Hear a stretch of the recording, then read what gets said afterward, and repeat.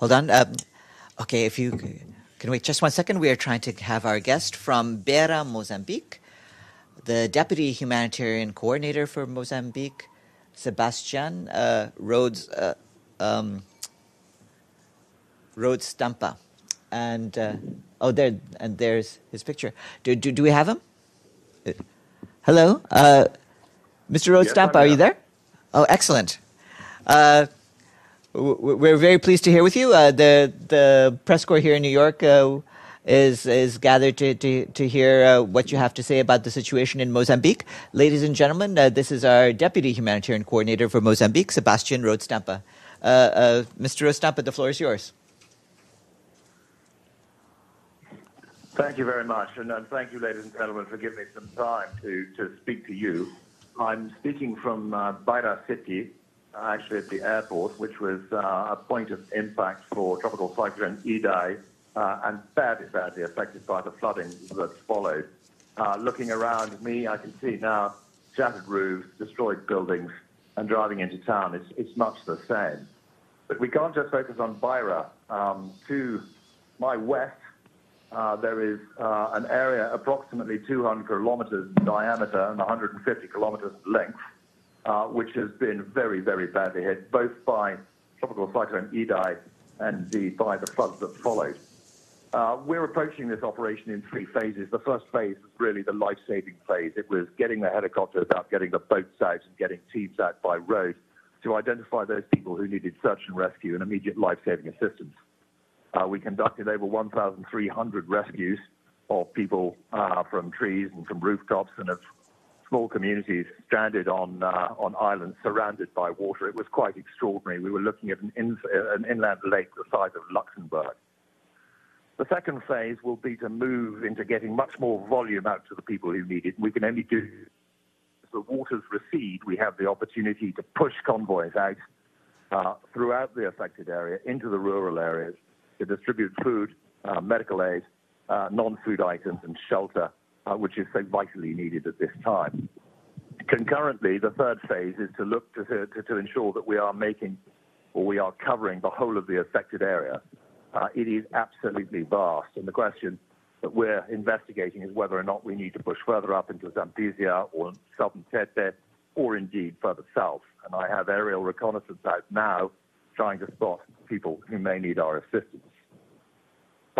Just to give you a brief idea of what we're doing, let's look at the 4 critical areas of health, wash, shelter, and food. In terms of medical assistance, we have a number of emergency medical teams, essentially field hospitals. We've got 8 currently operational, another 8 are coming online fairly soon. And these range from the smaller type 1 hospitals, which have a significant medical capability, to the really big type 2s, which are huge field hospitals and have an outpatient capacity of about 500 a day, as well as an intensive care unit, a neonatal unit, and so on and so forth. You will have heard that there have been cases of cholera identified in this environment. It's hardly surprising, and indeed it's endemic to this part of Mozambique. But we are obviously very, very front-footed about that. We're doing some very aggressive planning to get ahead of that. All cases of diarrhea we are treating as if it were cholera. We are setting up the infrastructure required in the support of the Ministry of Health to respond to what could be a health emergency. We've set up 11, or we will set up 11 CTCs, cholera treatment centers. We've set up 7 to date. We have, forgive me, the light here isn't very good. We have the capacity to treat about we've got 400 beds in those CTCs. We'll then set up about 30 to 40 CTUs, which are the slightly smaller units, and they'll be across the affected area. And then we'll set up anywhere between 150 and 200 all rehydration points. And the pipeline for the medical supplies we need is very solid. Essentially, we are on the front foot. We're there in support of the Ministry of Health, and we're ready. We have a cholera task force. We have a cholera response plan, and we are ready to execute should there be an outbreak. In terms of food, we've distributed food to 179,000 people. We have a target of 1.7, so we're not even close to that. but every day we use the roads, we're getting more volume out. We're conducting wet feeding, or we will shortly start wet feeding in Beira City. That's a city of about 500,000. And we'll start with a couple of kitchens for about 20,000 and then adjust to scale as required. There's a longer-term food security strategy, and indeed we're doing our longer-term planning now. To date in the response, we've been planning day by day, but now we need to plan a little bit more strategically to ensure that we're going to reach all the people we need to reach. It's the planting season here. They're incredibly resilient. So we're looking at providing seed packages and planting kits for maize and beans. The next planting season is not until October or November, so we need to act very promptly on that. In terms of shelter and NFIs, almost 70,000 kits arrived, and much of that has already been distributed. We're doing combined distributions of food, shelter, and non-food items. In terms of water purification and wash, we've got high-capacity water purification units out, eight in the population centres, and it's critical, particularly when we do our cholera response planning, should there be an outbreak, that we provide clean water and a sanitized environment for the treatment centres and clean water for those people in population centres who need it. In other areas, protection is always a concern, and we're looking into the issue of unaccompanied or separated minors. We have anecdotal reports, and we are identifying them so that we can provide them the support that they require. We're already looking at early recovery. This area has been absolutely devastated, and it will need considerable efforts to recover and then move ahead and into reconstruction. I'll stop there. That's a sort of snapshot of what we're doing. It's a massive operation. We're getting to scale, and people are getting what they need. But not everybody, and that's what we're focused on now. We really need to reach those final few. Over.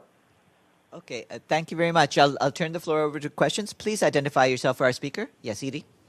Thank you very much, Sebastian. Edith Lederer from the Associated Press, and on behalf of the United Nations Correspondents Association, thank you for doing this briefing. I have a couple of questions. Could you give us an update on the latest death toll, the number of cholera cases, and any deaths from cholera?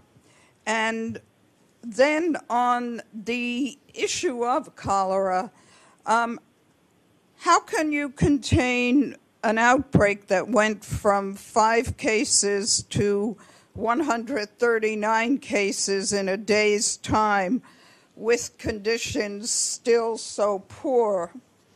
And as a second question, how do you assess the risk and the scope of hunger in the coming months because the storm wiped out crops on the eve of harvest? Thank you.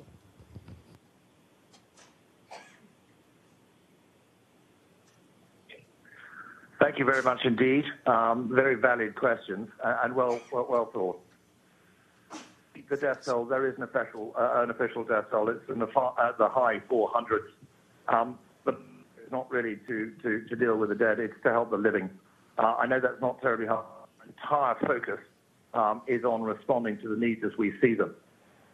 I'm afraid, in my opinion, and I've done this a fair bit, I don't think the death toll there until the floodwaters finally recede and a better picture of that. In terms of the cholera, we have 5 cases confirmed to us by the Ministry of Health. We've yet to see the test work on those, and I know there have been these figures quoted of up to 170 odd. Again, the absolute proof of that, we're hearing that anecdotally.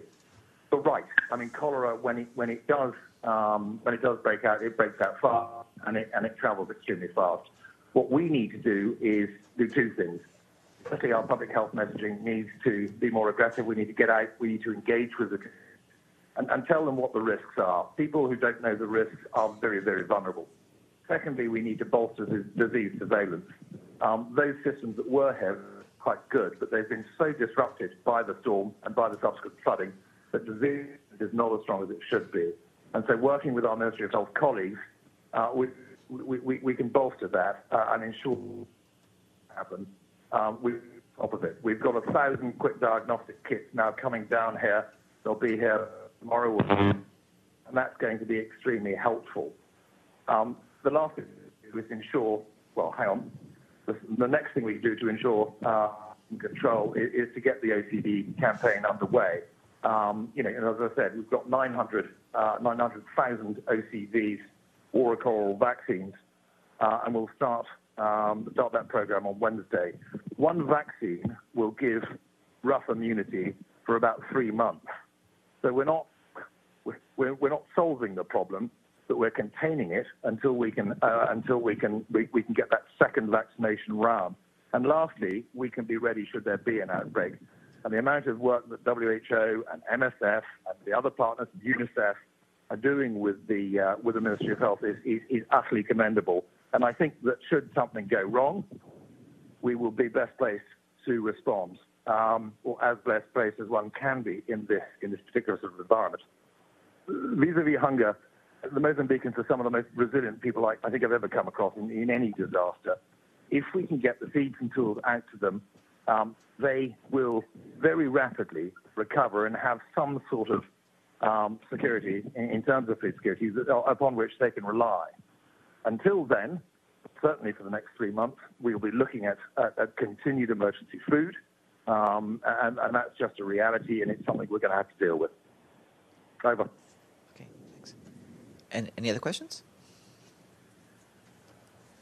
Anyone? Okay. I think that's what we have for now. But thanks very much for that briefing. And thank you, Sebastian, and good luck with your efforts. Well, look, thank you, and thanks for taking the time. It's vitally important we tell a compelling story on them, because the people here are relying on you, as are we in many ways, to inform the world that this really is the most appalling situation. Thank you and goodbye. Okay, thanks very much. Have a good day.